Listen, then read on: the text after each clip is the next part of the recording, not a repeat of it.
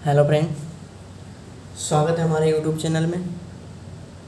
आज के वीडियो में आप लोग का क्लास 10th का तीसरा चैप्टर दो चर वाले रैखिक समीकरण युग्म है। और इसके पहले आप लोग का दो चैप्टर मैं आपको बता चुका हूँ, जिससे कि आप लोग का चैप्टर बाय चैप्टर सॉल्यूशन करवा रहा हूँ मैं। आज आपका तीसरा चैप्टर जो है ये आपका है। और जो बच्चे हमारे चैनल पे आज पहली बार आए हैं, हमारे चैनल को सब्सक्राइब कर लें और शेयर करें, लाइक करें, कमेंट करें। अगर कुछ दिक्कत आ रही है, कुछ समझ नहीं आ रहा, आपको कुछ पूछना हो, किसी प्रकार की हेल्प चाहिए आपको, तो आप मुझे कॉल कर सकते हैं, मैसेज कर सकते हैं। अब आते हैं हम, हमारा जो तीसरा चैप्टर है दो चर वाले रैखिक समीकरण है। तो आइए, एक जैसा कि आपको एक समीकरण दिया हुआ 2x + 3y = 5 दिया हुआ है, x + 2y = 6 दिया हुआ है। इसमें हमारा x और जो y है, x और जो y है, x और y ये क्या है? चर है। x और y जो हमारा क्या है? चर है। और इसमें हमारा जो घात, जिसके ऊपर किसी पे कोई घात नहीं होता, जिस पे कोई घात नहीं होता, यानी उसके ऊपर क्या होता है? एक का घात होता है। जिसके ऊपर कोई घात नहीं होता वो क्या होता है? उस पर एक का घात होता है। तो एक घात वाला जो समीकरण होता है, एक घात वाला जो समीकरण होता है, एक घात वाला समीकरण जो होता है वो रैखिक समीकरण कहलाता है। वो क्या कहलाता है? रैखिक समीकरण, रैखिक समीकरण कहलाता है। इस चीज़ को आप याद रखिएगा। इसे हम ऐसे भी लिख सकते हैं, जैसे x + bx + c = 0, जिसमें हमारा क्या है? x हो गया, bx + c हो गया। तो हम 2x + 3y = 5 दिया हुआ है। ठीक है। a बराबर क्या हो जाएगा? a बराबर हमारा 2 है, b बराबर क्या है? 3 है, और c बराबर क्या है? 5 है। तुम्हारा a बराबर निकल रहा है, b बराबर निकल रहा है, c बराबर निकल रहा है। इसे हम तीनों निकाल सकते हैं, b भी निकाल सकते हैं और c भी हम इससे निकाल सकते हैं। ठीक है। इसको हम ऐसे भी लिख सकते हैं, इसका मतलब ये a = 0, a = 0। a अगर 0 होता, अगर ये 0 हो जाता तो ये चर होता, फिर चर नहीं होता ये तो पूरा 0 हो जाता, 0 + 0। ठीक है। तो हम इसको ये लिख सकते हैं, a = 0, b = 0, या ऐसा भी लिख सकते हैं हम, a² + b² = 0। इस चीज़ को आप ध्यान रखिएगा। ठीक है। जिसे हम आपको एक क्वेश्चन लेके आपको बताते हैं। इसमें हमारा जो युग्म होता है, ये युग्म क्या है? तो जैसे आपका एक क्वेश्चन मैंने लिया, एग्जाम्पल एक आपका दिया हूँ। रोमिला एक स्टेशनरी दुकान गई और 9 रुपये में 2 पेंसिल तथा 3 रबर खरीदी। उसकी सहेली सोनाली ने रोमिला के पास नई तरह की पेंसिल और रबड़ देखी और उसने भी 18 रुपये में उसी तरह के 4 पेंसिल और 6 रबड़ खरीदी। इस स्थिति को बीजगणितीय तथा ग्राफीय रूप में व्यक्त कीजिए। तो हम इसमें क्या करेंगे? रोमिला एक स्टेशनरी दुकान गई और 9 रुपये में 2 पेंसिल तथा 3 रबड़, जिसमें हम पेंसिल को क्या मानेंगे? माना कि पेंसिल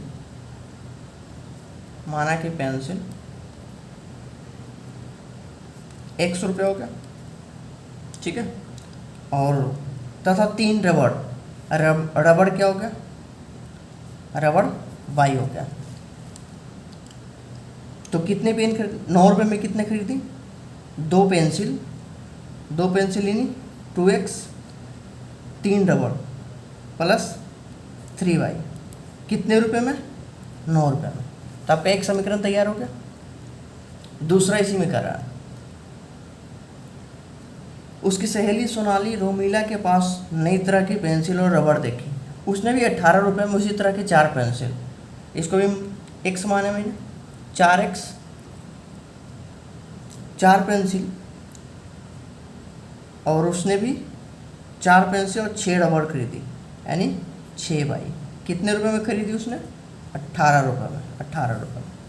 तो आपका ये देखिए 2 समीकरण आपका तैयार हो गया। तो समीकरण 1 मांगेंगे, समीकरण 2 मांगेंगे। तो ये जो जोड़ हमारा जो हो गया, तो इसे अब आगे करा बीजगणितीय स्थिति तथा ग्राफीय रूप में व्यक्त कीजिए। तो आगे आपको क्वेश्चन 3.1 में जो है उसमें आपको हम क्वेश्चन बताएंगे, उसमें आपको ये स्पष्ट कर देंगे कैसे करना। तो आइए अब हम आपका 3.1 एक्सरसाइज पे स्टार्ट करते हैं। हमारा 3.1 एक्सरसाइज का जो पहला क्वेश्चन है,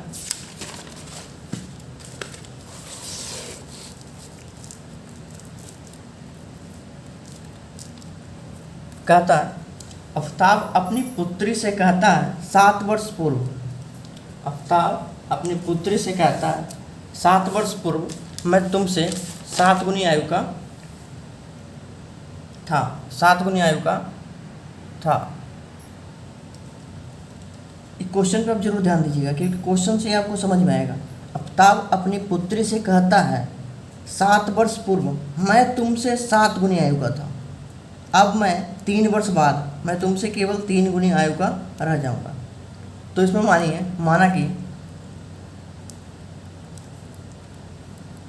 माना कि आफ्ताब की उम्र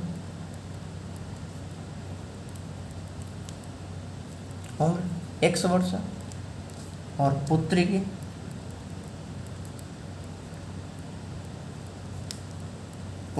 उम्र y वर्ष। आफ्ताब की उम्र 100 वर्ष मैंने मान लिया और उसकी पुत्री की उम्र y वर्ष मान लिया। अब कहता है 7 वर्ष पूर्व, यानी 7 पूर्व मतलब पहले, 7 वर्ष पूर्व, 7 वर्ष पूर्व, ये 7 वर्ष पूर्व होगा तो ये भी 7 वर्ष पूर्व होगा, पहले ही होगा, यानी कि दोनों पहले ही होगा। कह रहा तुमसे 7 गुनी आयु का था, तुमसे 7 गुनी आयु का था, इससे जो था ये 7 गुनी आयु का था। इससे कितने गुनी आयु का? इससे ये कह रहा है आपका आफ्ताब कह रहा है तुमसे मैं 7 गुनी आयु का था, 7 वर्ष पूर्व 7 गुनी आयु का था। अब इसको हम रिजॉल्व करेंगे, x - 7 बराबर गुना करेंगे 7 बाई -7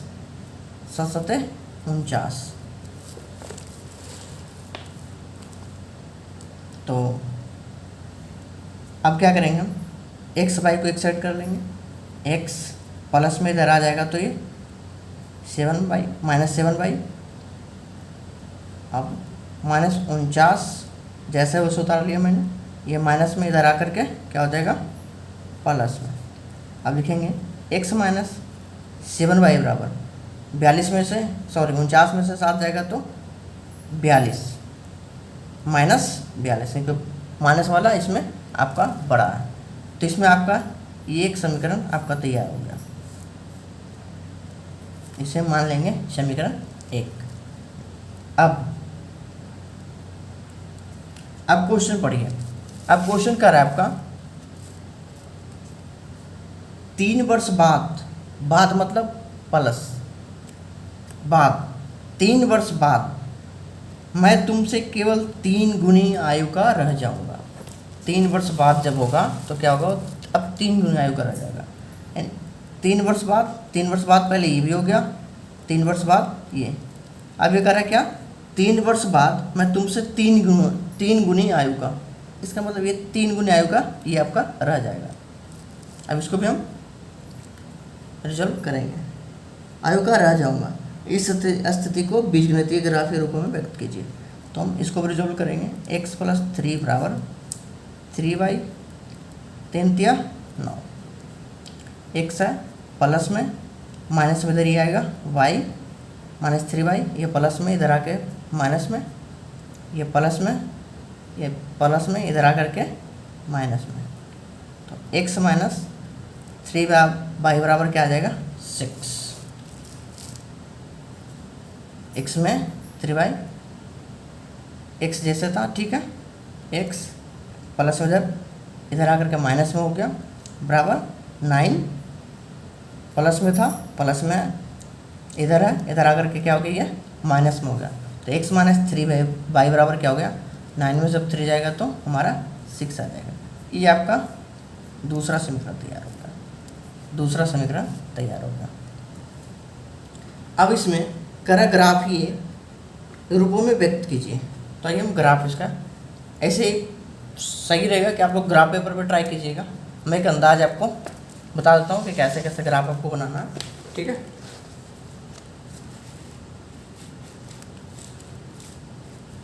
तो आप समीकरण 1 को उठाइए, समीकरण 1 से।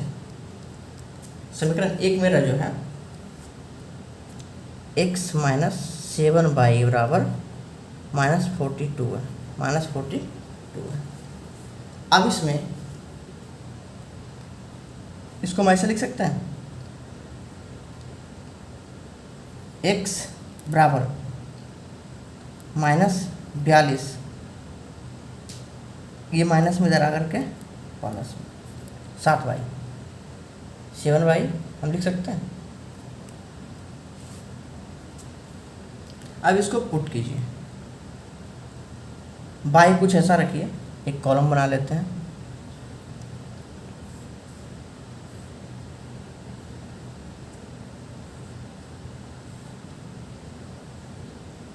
x मान लेते हैं, अब एक y मान लेते हैं। y पुट करेंगे तो हमारा क्या निकलेगा, x निकलेगा। तो y आप कुछ ऐसा पुट कीजिए, मान लीजिए आप पुट कीजिए 7 पुट करते हैं, 7 हम रखते हैं, y बराबर 7 मानते हैं, ठीक है।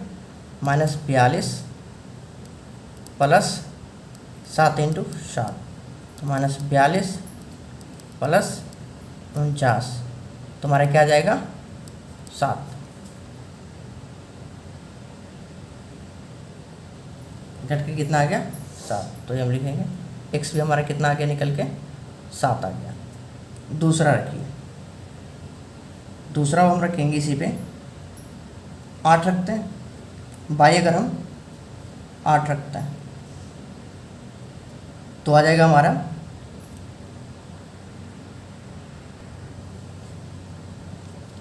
x बराबर -42 प्लस 7y।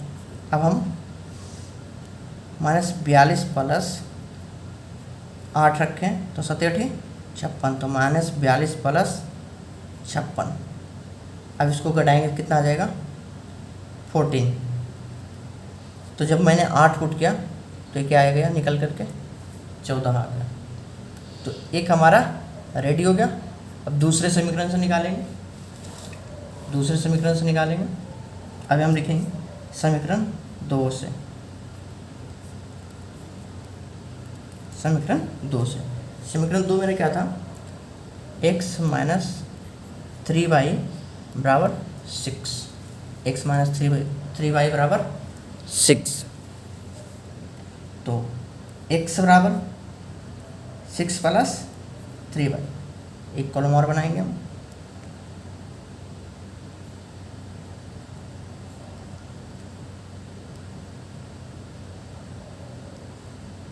x बाई, अब इसमें हम बाई पुट करेंगे। मान लेते हैं बाई मैंने पुट किया 0, बाई क्या मैंने माना 0, तो ये क्या हो जाएगा 6 प्लस 0, 0 से मल्टीपल करने पर क्या होता है 0 हो जाता है। तो हमारा क्या निकल के आ जाएगा ये 6। अब मैं दूसरा पुट करता हूँ,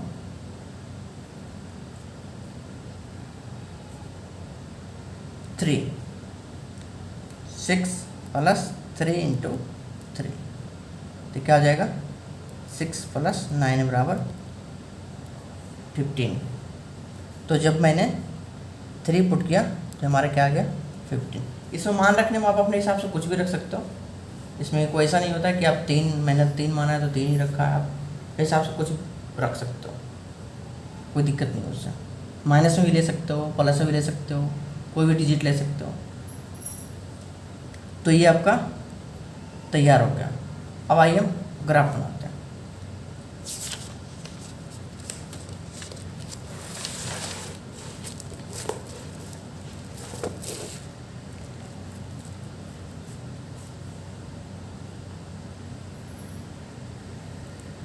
ये ग्राफ पेपर पे बनाइएगा तो और बेटर बनेगा, सही रहेगा ग्राफ पेपर पे ही। इस समय एक आपको हिंट दे रहा हूँ,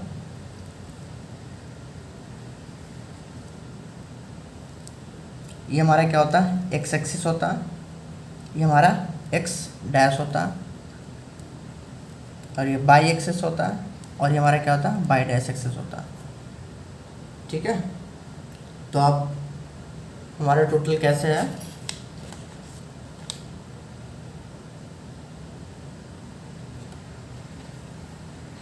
आपका हमारा आ रहा है 7 14 7।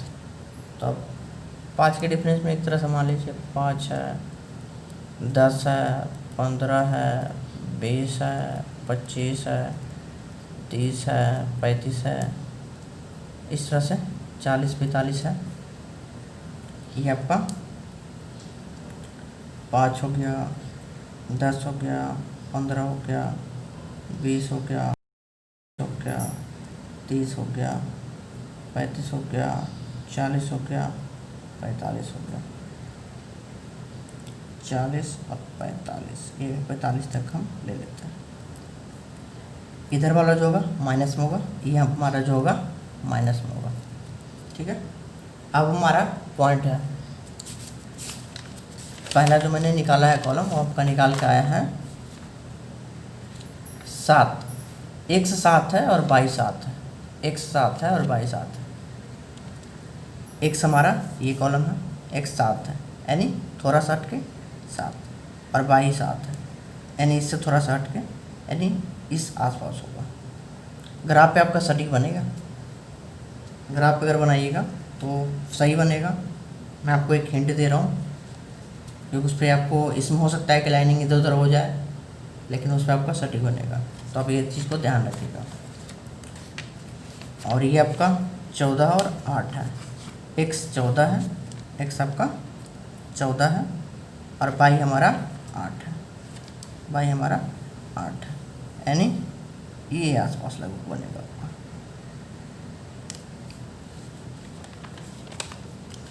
और दूसरा हम बैठाएंगे, अब x 6 है, y 0 है, x 6 है, y 0 है, यानी x 6 है, यानी यहाँ y हमारा 0 है, तो अब x एक्सिस पे लेके यहाँ ये आ रहा है,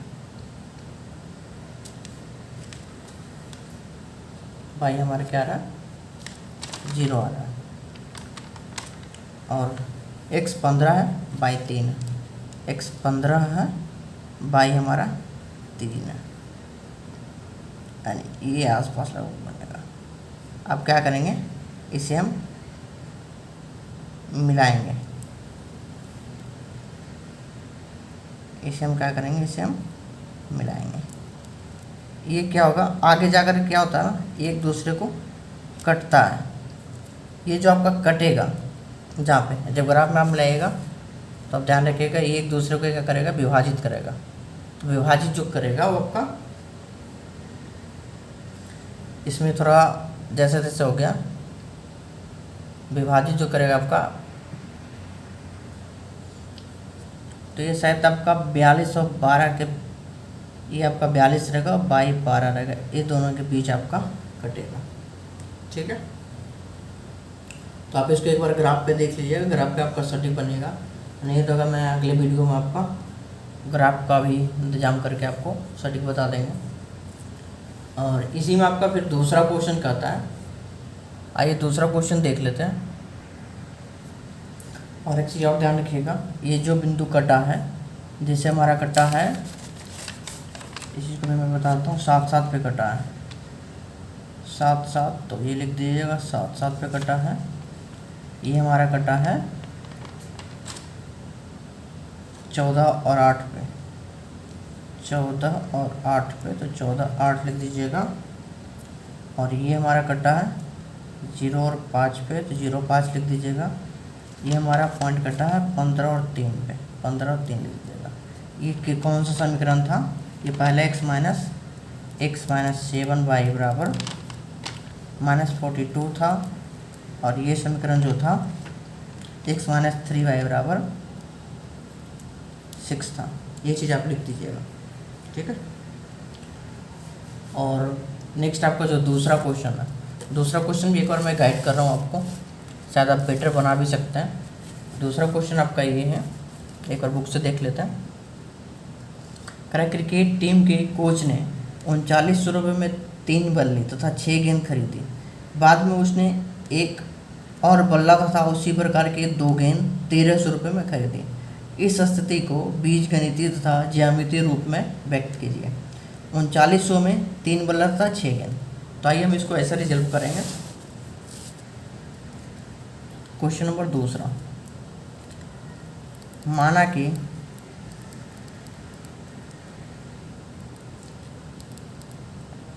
बल्ला का मूल्य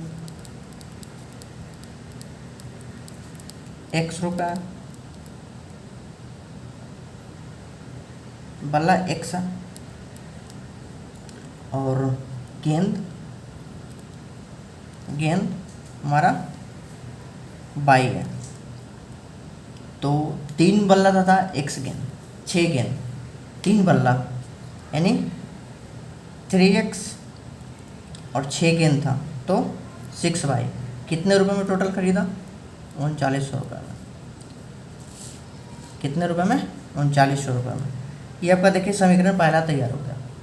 फिर दूसरा इसी तरह से करता, उसने एक और बल्ला था उसी प्रकार के 2 गेंद, यानी एक बल्ला और खरीदा, उसी प्रकार के 2 गेंद यानी 2y।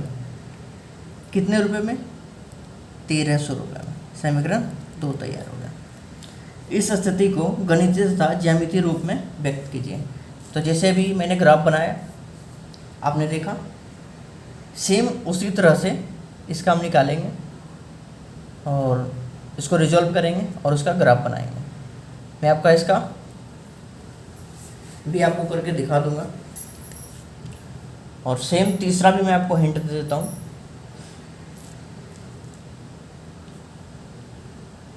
तीसरा क्वेश्चन जो है, 2 केजी सेव और 1 केजी अंगूर का मूल्य किसी दिन 160 रुपये था। तीसरा क्वेश्चन का, इसको मैं आपको नेक्स्ट वीडियो में रिजॉल्व कर दूंगा। कोशिश करूंगा कि आपका ग्राफ कॉपी उस टाइम हो। और नेक्स्ट तीसरा जो है मैं हिंट कर रहा हूँ आपको, 2 केजी सेव और 1 केजी अंगूर का मूल्य किसी दिन 160 रुपये था। तो आप क्या कीजिए, 2 केजी सेव को और 1 केजी अंगूर को 100 रुपये मान लीजिए। माना कि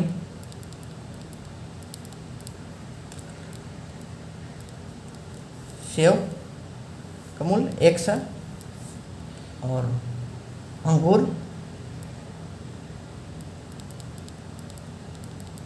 y है।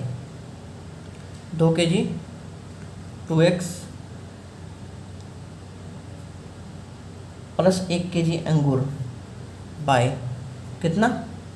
160 रुपये तथा 1 महीने बाद 4 केजी सेव और 2 केजी अंगूर, 4 केजी सेव और 2 केजी अंगूर का मूल्य कितना हो गया? 300 रुपये हो गया। ये आपका, इसका भी आपका पहला समीकरण हो गया, ये दूसरा समीकरण हो गया। तो इसका भी आपको फिर ज्यामितीय ग्राफ के रूप देना होगा और इसका ग्राफ बनाना होगा, उससे आपका फिर निकल जाएगा। और आज के लिए फ़िलहाल इतना ही। जो बच्चे हमारे चैनल पे आज पहली बार आए हैं हमारे चैनल को सब्सक्राइब कर लें, शेयर कर दें, लाइक करें, कमेंट करें।